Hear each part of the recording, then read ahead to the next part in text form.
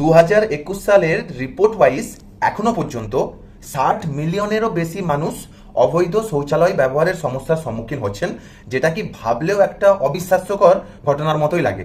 বন্ধুরা, সবাই কেমন আছেন? আজকে আমি যেই টপিকটা তুলে এনেছি আপনাদের জন্য, মেবি এখন যদি ওই টপিকটা সম্বন্ধে আমি বলি যে আমরা কি সম্বন্ধে চর্চা করতে যাব, আপনাদের এটা মনে হবে যে এ কোন যুগের মানুষ রে বাবা, এখনো এখানে পড়ে আছে। কিন্তু অ্যাকচুয়ালিও এটা না। আমরা আজকে কথা বলবো টয়লেট, শৌচাগার সম্বন্ধে। যদি আপনারা একটু ওয়াকিবহাল থাকেন, সংবাদ একটু দেখেন, বা যে রিপোর্ট আমাদের ইন্ডিয়া গভর্নমেন্ট পেশ করে, যাতে বলা হয়ে থাকে যে একটা বড় সংখ্যক, অনুমান করা যায় 4.5% অফ আওয়ার পপুলেশন, যাদের বাড়িতে কিন্তু শৌচাগার নেই আর ওনারা টয়লেট ইউজ করেন না, যেটা কি খুবই খারাপ একটা জিনিস, যেটার উপর আজকের আলোচনা থাকবে। টয়লেট বা শৌচালয় একটি মৌলিক সুবিধা যা মানুষের স্বাস্থ্য ও সামাজিক উন্নতির জন্য অত্যন্ত খুবই বেশি গুরুত্বপূর্ণ। শৌচালয়ের অভাব শুধু কিন্তু ব্যক্তিগত স্বাস্থ্যকেই নয়, আপনি যদি দেখেন একটা নির্দিষ্ট এরিয়াতে, একটা নির্দিষ্ট সমাজের মধ্যে বেশি সংখ্যক মানুষদের ঘরে যদি টয়লেট বা শৌচালয় না থাকে, তাহলে কিন্তু এটা সামগ্রিকভাবে একটা এন্টায়ারলি সামাজিক স্বাস্থ্যের ওপর একটা গুরুত্বপূর্ণ প্রভাব বিস্তার করবে, যে ইম্প্যাক্টটা অ্যাবসলিউটলি খুব খারাপ হবে। শৌচালয় ব্যবহার অভাবের ফলে কিন্তু বিভিন্ন ধরনের সংক্রামক রোগ ছড়িয়ে যাওয়ার যে সম্ভাবনা, ওটা কিন্তু খুব বেড়ে যায়।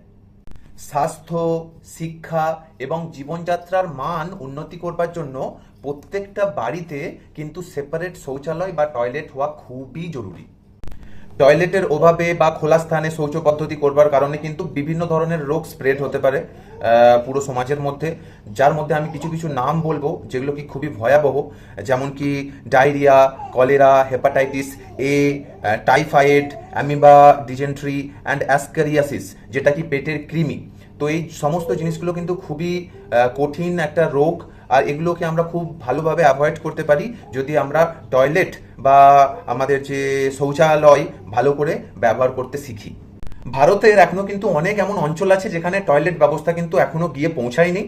অবশ্যই আপনারা জানেন যে সরকারের মাধ্যমে বিভিন্ন ধরনের ইউনিট গঠন করা হয়েছে, যারা কি গ্রামে বা শহরে গিয়ে ওখানে টয়লেটের ব্যবস্থা করে দেন, সার্ভে করেন যেখানে বা যেই ঘরে টয়লেট নেই। তো সরকারের মদতে এবং তাদের পার্সোনাল কিছু মদতে এই টয়লেটটাকে ইনস্টলেশন করা হয়ে থাকে। কোনো কোনো জায়গায় সরকার নিজের থেকেই এই সচেতনতা বোধটাকে জাগরুক করবার জন্য যেই যেই ঘরের মধ্যে বা যেই যেই পরিবারের মধ্যে টয়লেট বা শৌচালয় ব্যবস্থা নেই, সেখানে ইনস্টলেশনটা হয়ে থাকে।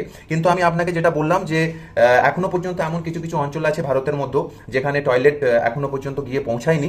আমি আপনাদেরকে কিছু কিছু নাম উপস্থাপন করবো, আপনাদের সামনে তুলে ধরবো। যেমন বিহারের মধুবনী জেলা, উত্তরপ্রদেশের কিছু গ্রাম আছে, মধ্যপ্রদেশের কিছু কিছু প্রত্যন্ত অঞ্চল আছে, রাজস্থানের কিছু কিছু গ্রাম আছে, এবং ঝাড়খণ্ডের কিছু এলাকাও কিন্তু এখনো পর্যন্ত আছে যেখানে কিন্তু টয়লেট ব্যবস্থাটা এখনো গিয়ে পৌঁছায়নি। তো বন্ধুরা, আজকে যে এত কিছু কথা বলবার পিছনে অ্যাকচুয়ালি কিন্তু আমার উদ্দেশ্য হচ্ছে, এমন কিছু কিছু অনেক জায়গা আছে যেগুলো আমি কিছু কিছু তুলে ধরেছি, আর এমন কিছু জায়গা আছে যেগুলো আমি মেনশনও করিনি, আপনারা হয়তো জানেন।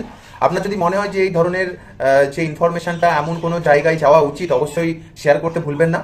আর আমি চাইবো যে অ্যাকচুয়ালি কি জানেন তো, এই জিনিসটা খুবই খুবই ইম্পর্টেন্ট, কেননা আমরা যেমনভাবে সময়ের সঙ্গে তাল খাইয়ে বা খাপ খাইয়ে উপরের দিকে যাচ্ছি, তো অগ্রগতির দিকে যেতে হওয়ার সঙ্গে সঙ্গে কিন্তু অনেক কিছু বিষয়ের উপর আমাদেরকে ধ্যান রাখতে হবে। তার মধ্যে কিন্তু এই টয়লেট বা শৌচালয়ের একটা বড় ইম্পর্টেন্ট গুরুত্বপূর্ণ ভূমিকা পালন করে থাকে। তো চলুন, আবার দেখা হবে অন্য কোনো টপিকের সঙ্গে অন্য কোনো দিন। ভালো থাকবেন।